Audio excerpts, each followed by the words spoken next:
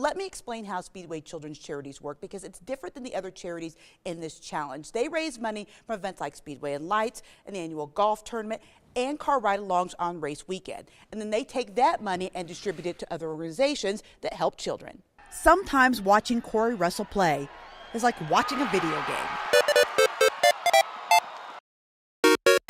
That program's grown so much, too, since you were there. Will you feel a little bit like a proud papa watching them come here to play in a huge game now? Yeah, I'm proud of what they've been able to do. There are rivalries, and then there's ETSU Chattanooga. The two schools do not like each other. Since Sure is playing basketball all the way into March, making the transition from hoops to softball can be difficult, especially when it comes to one aspect of the game. I don't want to let you go unless we talk about this. This is what we got from Bristol. Talk about this gift. Are you a golfer? If he says, Dad, I'm going to Alabama or Georgia, you're going to cut him completely out of the wheel. Both of these teams have identical 8-3 records, but really that's where the similarities end. The Gamecocks are kind of playoff veterans. ETSU, obviously, playoff rookies. If you missed this catch last night in Abingdon's overtime win over Ridgeview, where have you been? The catch has gone viral.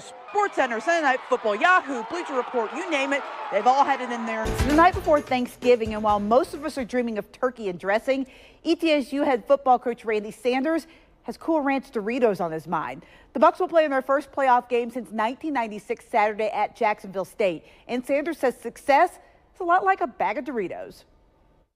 It's amazing how once you get a little taste of success, you want more. It's kind of like eating potato chips. You eat a couple of chips or eating Cool Ranch Doritos. You have a couple of them, you got to finish the bag.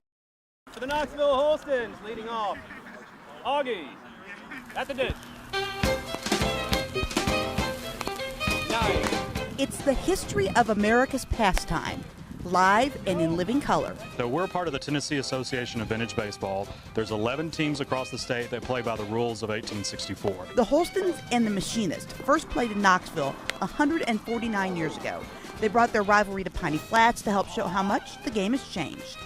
In the 1864 game, it was a very offense-driven game.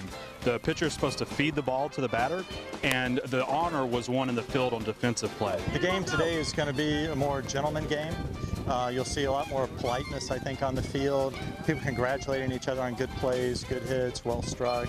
2 hands down. Every detail is as it was in the 1860s. In the vintage bat, the only rule in the rule book for 1864 is that the bat couldn't exceed 2 1/4 inches in diameter. So the bat can be any length, any shape. It's going to look like the modern game of baseball, but there's a few wrinkles back to the 1864 rule book. First, it's barehanded, so we don't have gloves. And the second big rule is that we can catch the ball on the bound for an out. Bringing to life the evolution of the sport. So we hope they really get a sense that they're back in 1864 and seeing the national pastime in its infancy and how it was meant to be played. And showing just how far the game of baseball has come. Getting the facts right in Piney Flats. Heather Williams, News 5 WCYB.